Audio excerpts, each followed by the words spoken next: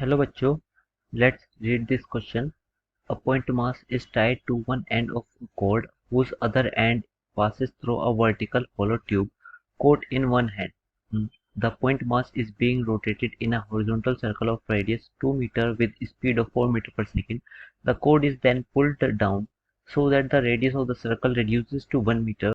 Compute the new linear and angular velocities of the point mass and compare the kinetic energy under the final and initial states. ठीक है, तो question समझते हैं। Question क्या कह रहा है? लेट्स से अगर ये एक होलो ट्यूब है, ठीक, और ये कोड इस एंड से इस एंड तक निकल लिया और हम इसको पकड़ के खींच रहे हैं, तो ये जो पॉइंट मास है ये आर रेडियस के सर्कल में सर्कुलर मोशन कर रहा होगा। और आर की क्या वैल्यू दे रखी है कि जो पहले तो वो 2 मीटर के रेडियस में कर रहा था, बट हमने उसको खींचा, मतलब कोड जो है, रस्सी जो है उसको खींचा, तो वो खींचने के कारण इस पे टेंशन क्रिएट हुई यहाँ पर। तो फिर ये भी इसको अंदर की तरफ पुल करेगी और पुल करेगी और उसको करने से इसकी जो रेडियस है सर्कल की वो रिड्यूस होके 1 मीटर तक रह जाती है।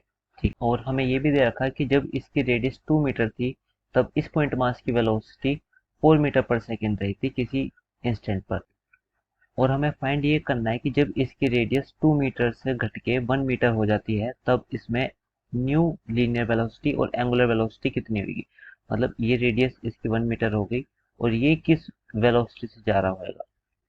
अब इस क्वेश्चन को आगे करने से पहले मैं इस क्वेश्चन से रिलेटेड की कंसेप्ट बता देता हूँ। इसमें की कंसेप्ट क्या यूज होगा। देखो, जो ये पॉइंट है, लेट्स से ये पॉइंट O है, ये एक तरह से एक्सिस ऑफ रोटेशन पर लाई करता है और जो ये इस कोड में खींचने के कारण टेंशन आएगी वो भी इस से पास कर रही है। तो मैं ये कह सकता हूँ कि जो टॉर्क नेट है अबाउट O या फिर सेंटर, तो इसका जो वैल्यू आने वाली है वो 0 आएगी। तो हाँ, मैं इससे ये कंक्लूड कर सकता हूँ कि यहाँ पर एंगुलर मोमेंटम कंजर्वेशन थ्योरम हम लगा सकते हैं। Angular momentum conservation theorem can be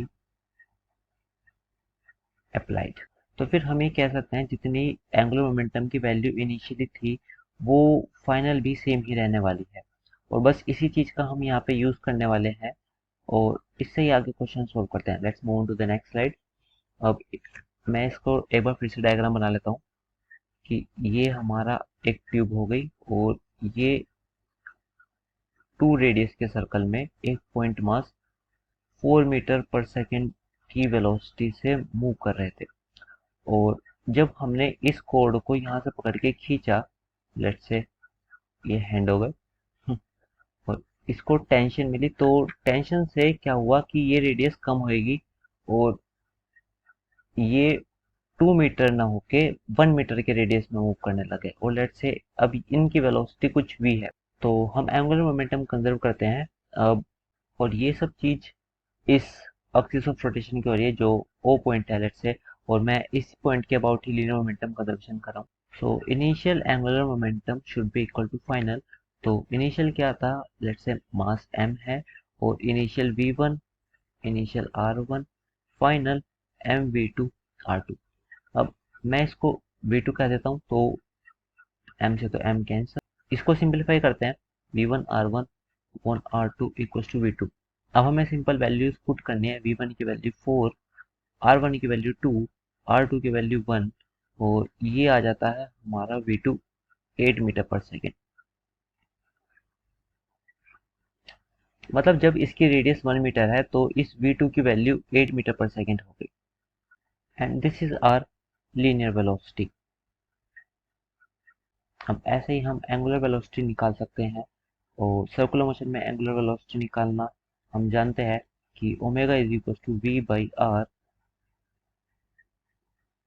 8/1 is equal to 8 radian per second. अब और आगे देखते हैं क्वेश्चन में क्या पूछा है।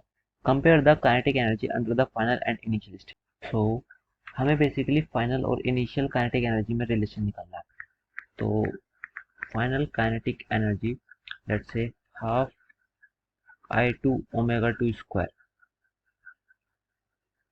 and initial kinetic energy is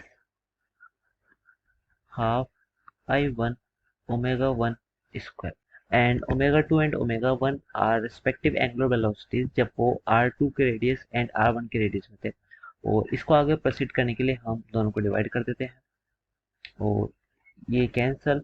अब I2 and I1 omega 2 and omega 1 की वैल्यूज पुट कर I2 क्या हो जाएगा कि m r2 का square upon omega 2 is v2 by r2 whole square upon m r1 square v1 by r1 whole square.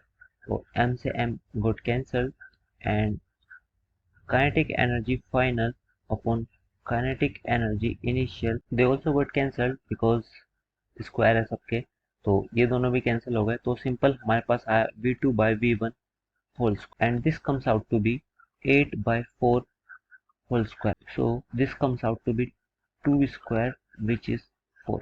So हम ये कह सकते हैं कि काइनेटिक एनर्जी जो फाइनल है वो 4 टाइम्स काइनेटिक एनर्जी इनिशियल होने वाली है। So this is our required answer. I hope you all understood. Thank you. Take care.